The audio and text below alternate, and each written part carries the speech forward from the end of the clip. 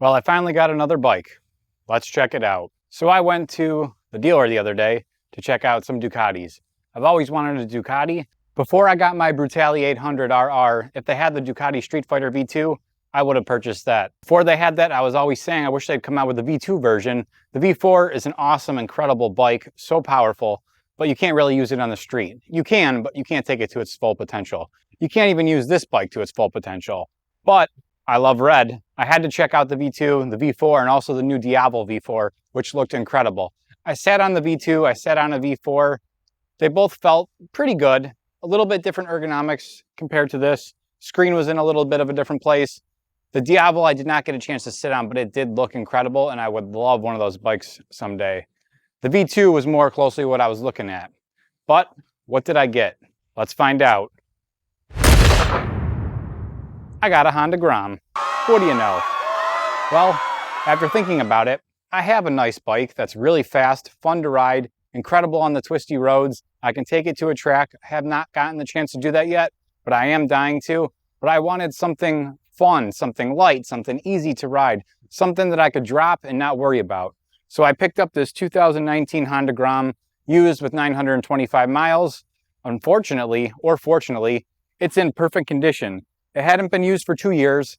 I gave it a very, very thorough cleaning.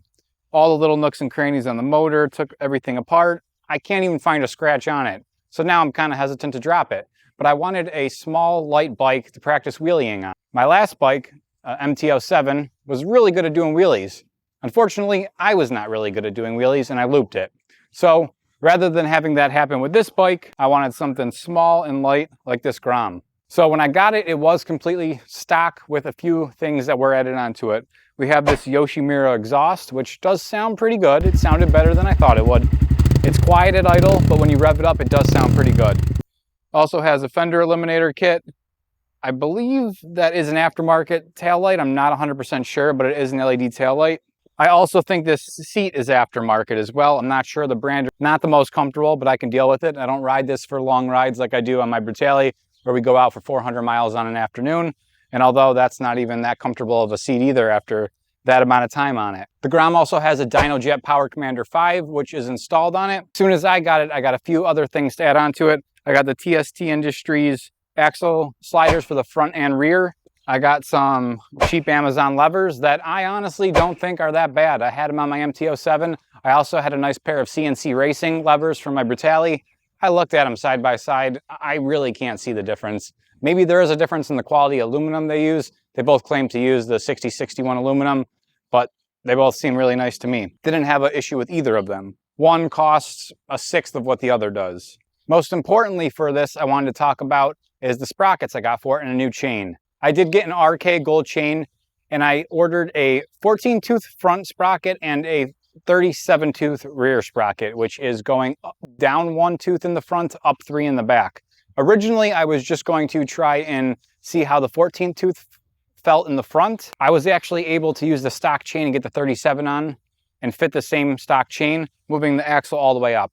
I still actually did buy a new chain. I went with 110. I took off 2 links for 108, and the gold chain does look really nice.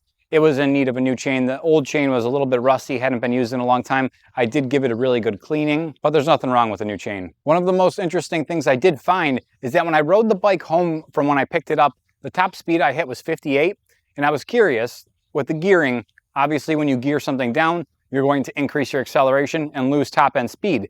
But I did notice that the RPMs were not at the red line when I was reaching the maximum speed, which I think was about 58, 59 on the way home with the stock gearing. I was curious, and I did mention it to my friend, if we gear it down, would that allow the engine to actually spin faster, thus giving you a faster top end speed? And I found something very interesting, so I'm gonna put a link to that video up there when I do make that video. But I think that about wraps it up. I'm super happy to have a new bike. It's the first time I've had 2 bikes. It's nice to be able to go out in the garage and pick which one I'm gonna ride. I have been riding this a lot. It's super fun, super light. I can't wait to get some stunt parts for it, really protect it so I can learn how to wheelie and do all other sorts of tricks. If you have any questions about either of these bikes, I'm obviously very new to the Grom squad, but thank you for welcoming me so kindly. But if you have any questions on the Brutali, I'd be more than happy to answer them the best I can. I will see you guys in the next one. Thanks for watching.